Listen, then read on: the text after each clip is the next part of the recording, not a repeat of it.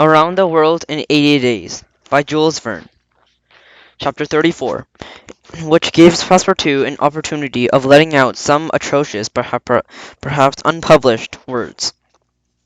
Phileas Fogg was in prison. He had been shut up in the house in Liverpool, and was about to pass the night there, awaiting his transfer to London. At this moment of the arrest, Passepartout wished to rush upon the detective. Some policemen held him back. Mrs. Aouda, frightened by the brutality of this attack, knowing nothing about it, could not understand it.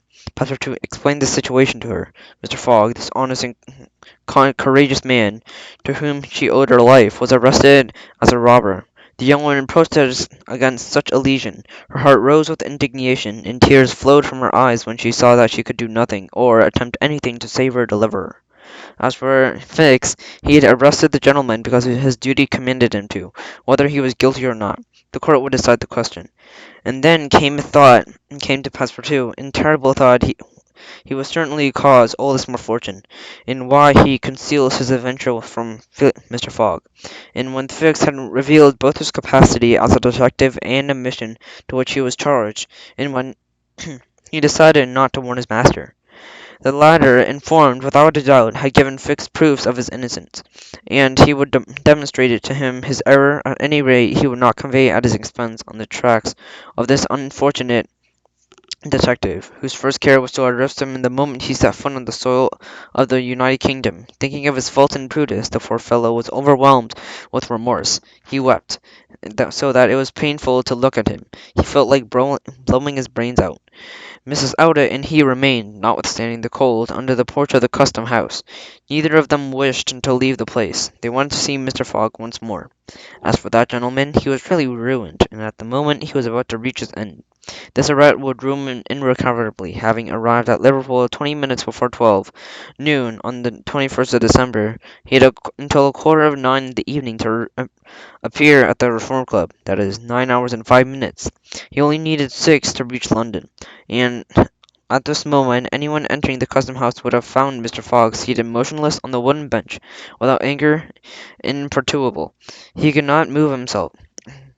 He could not have been said to be resigned, but this blow had not been seemed able to move him, in appearance at least. Was he fostering with himself one of those secret spells of anger, terrible because they are pent up, which break out only at the last moment with irresistible force? We do not know, but Phileas Fogg was there, calm, and waiting for what? Did he cherish some hope? Did he still believe in success, when the door of his prison was still dosed upon him? However that may be, Phileas Fogg carefully put his watch on the table, and watched the hands move. Not a word escaped from his lips, but the look had a singular fixedness.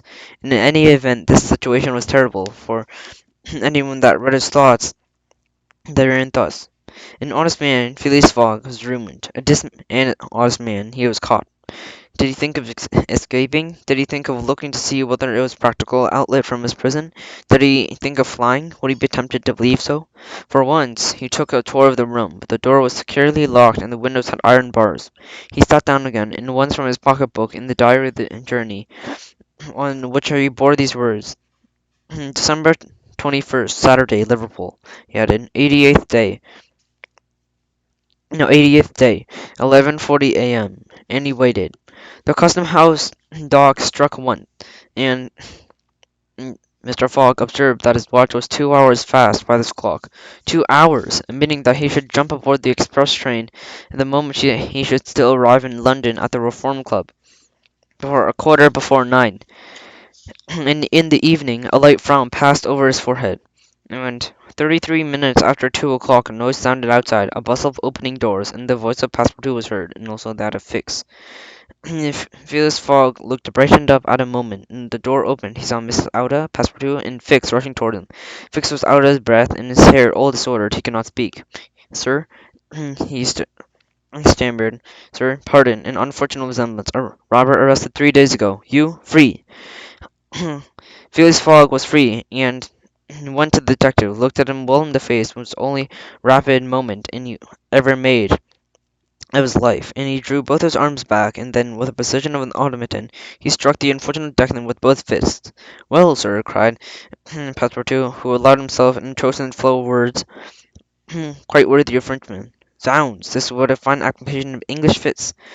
Fix prostrate did not utter a word. He only got what he deserved. But Mr. Fogg and Miss Out and Passepartout immediately left the custom house. They jumped into a carriage. A few minutes arrived at the depot. Phileas Fogg asked there if there was an express train ready to start from London. It was 40 minutes past 2, and the express train left 35 minutes before. Phileas Fogg then ordered a special train.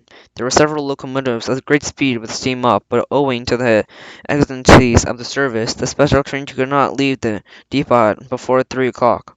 At 3 o'clock, Phileas Fogg, after saying a few words to the engineer about a certain reward to be won, moved on with the direction of London, in company of this young woman and faithful servant.